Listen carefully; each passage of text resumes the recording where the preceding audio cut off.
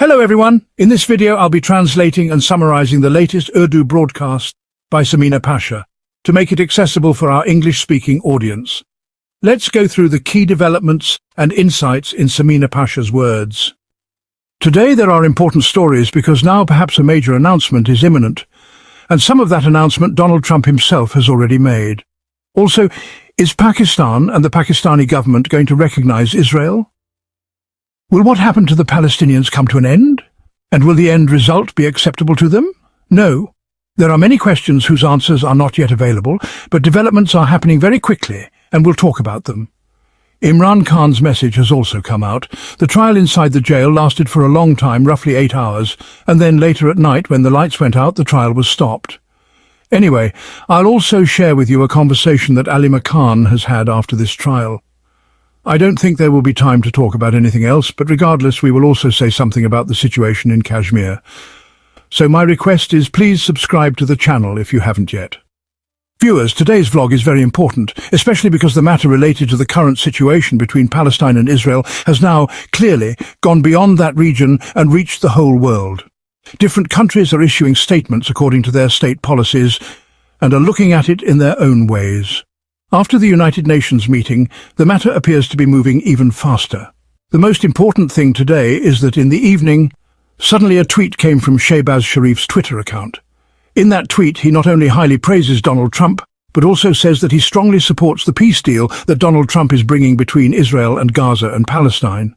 He fully endorses the 20 points in that deal and believes it will bring great improvement. He says it could lead to lasting peace in the region. He also says that the two-state solution seems to be the ultimate solution. And once again, he praises Donald Trump's leadership.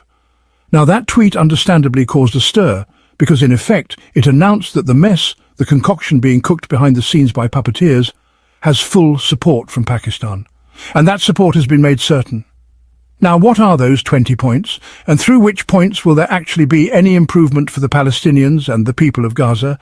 Is accepting these points really better for them? Those are the questions on everyone's mind. There is also an emotional attachment of the Pakistani nation to this whole issue and a historical perspective because Pakistan has a historical stance on this. It's a long-standing position of the country. For that reason, people react emotionally and sensitively to this matter. But what I will present to you today, I will try to set aside emotional attachment and with a practical approach discuss why this whole matter can or cannot be looked at in that way. First, for that we need to understand what is in those 20 or perhaps 21 points. So under the various elements of these points, one thing being said is that Gaza will be cleared of militants. By that, they mean Hamas will be totally demilitarized here. They will be forced to surrender. If some of them ask for forgiveness, fine. They will be reintegrated into the national fold. Those who do not ask for forgiveness will be completely eliminated. Their infrastructure will be destroyed. In other words, there will be no presence of Hamas there. That is explicit. Second, it says that a UN or international force will be deployed. This is very important because many of our supporters think that Pakistan's forces will be included in this international force and will go there to manage the security situation and maintain peace. Third, it says that an interim government will be established in Gaza and international organizations will supervise it. There is no clarity about how long this will last. It is also said that Hamas will have no role in Gaza's governance. As I already told you, there will be no space for Hamas. An important point is that Gaza will be rebuilt and the United States itself will oversee the rebuilding. Hospitals will be rebuilt, roads and other infrastructure will be constructed. Much of the infrastructure has already been destroyed, so reconstruction will begin. They also say a ceasefire will be implemented. As soon as this pact is accepted, attacks will stop. Side note. While these discussions were taking place, Israeli aerial attacks on Gaza continued. In any case, after that, Israeli prisoners will be returned and naturally Palestinians detained here will be released. Israeli prisoners will be freed in exchange. Then it is said that aid to Gaza will be resumed and the whole world will support it. International organizations will supervise the delivery of aid. A financial plan and relief zones will be created for Gaza. No one will be forced to leave Gaza. Israel will provide security guarantees to Palestinians and will not attack Qatar. Israel and Palestine will also hold dialogues and after reforms, the establishment of a Palestinian state may be implemented. An authority will be created whose chairman, the head, would be Donald Trump. If you look at these points roughly, you might not see any obvious problem. The long war will end, reconstruction will happen, aid will reach people, there will be relief. On the surface, the whole proposal looks very appealing. But there are technical points that require detailed discussion. The first question is, who prepared these points? Were all stakeholders consulted and on board? The interesting thing is that nothing has been said yet about the preparation, whether Trump prepared this alone or whether he consulted others. But it is noteworthy that Netanyahu later went to the White House. He had an important meeting with Donald Trump, and after that both held a press conference in which Donald Trump spoke significantly about approving this peace proposal. He specifically mentioned Pakistan's Prime Minister, Shahbaz Sharif, and the Field Marshal by name, saying they have supported this from day one and have given it 100% support. He also thanked various Islamic countries that were with them. One important remark made in passing was that the establishment of a Palestinian state, which I mentioned in the last point, is something Israel is not prepared for. Netanyahu himself openly said this. And right there begins the bad faith that you will do everything, bring in your companies to rebuild, carry out all the reconstruction and relief under your control, but the Palestinians will have no real authority.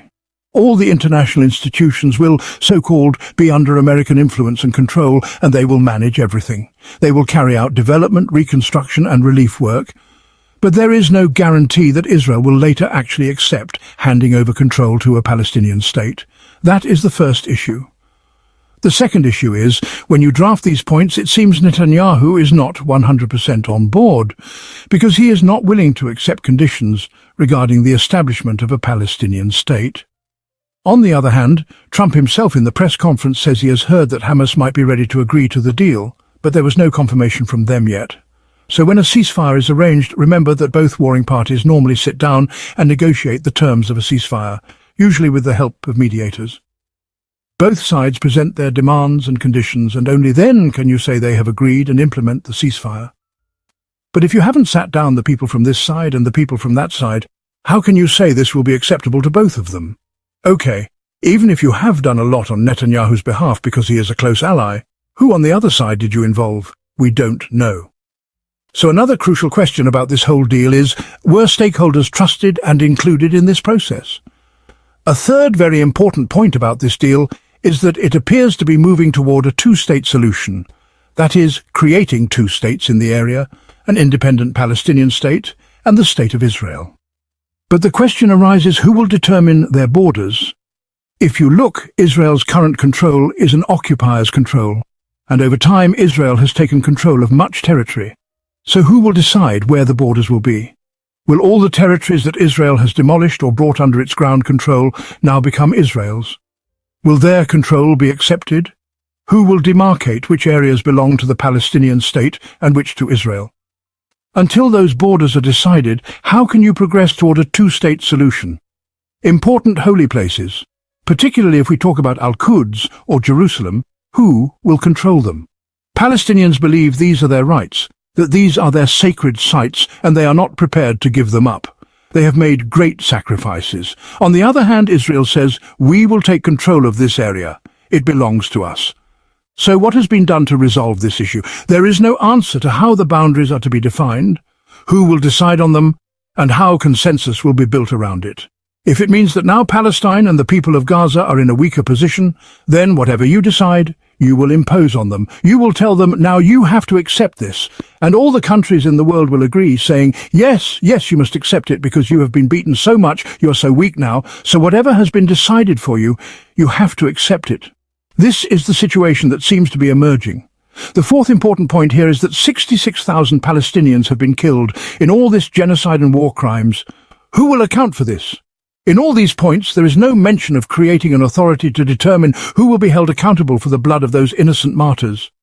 Who will be responsible for punishing those who committed war crimes? Is there any decision made to hold Netanyahu accountable for how he bombarded innocent people? How did he martyr the innocent children of Gaza? Whose responsibility is the blood of these martyrs?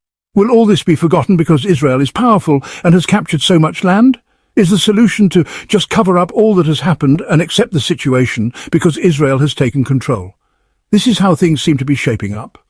In this agreement, I see many flaws. It's not clear how this could be acceptable to both sides. After that, there's another important issue. When Pakistan supports this, the question arises, where has Pakistan consulted with its people on this matter? Pakistan has, from the beginning, had a state policy based on the vision of Quaid-e-Azam. His directive was that Israel is an illegitimate state, thrust into the heart of the Muslim Ummah like a dagger.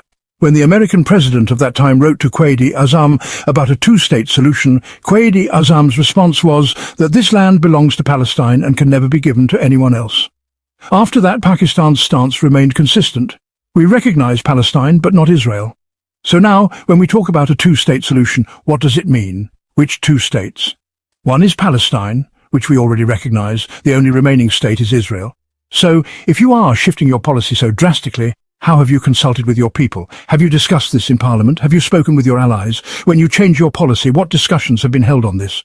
Many people argue that this was Quaid-e-Azam's policy and that the circumstances have changed over time. Given the situation, is it practical to maintain the same policy, even though so many have sacrificed their lives?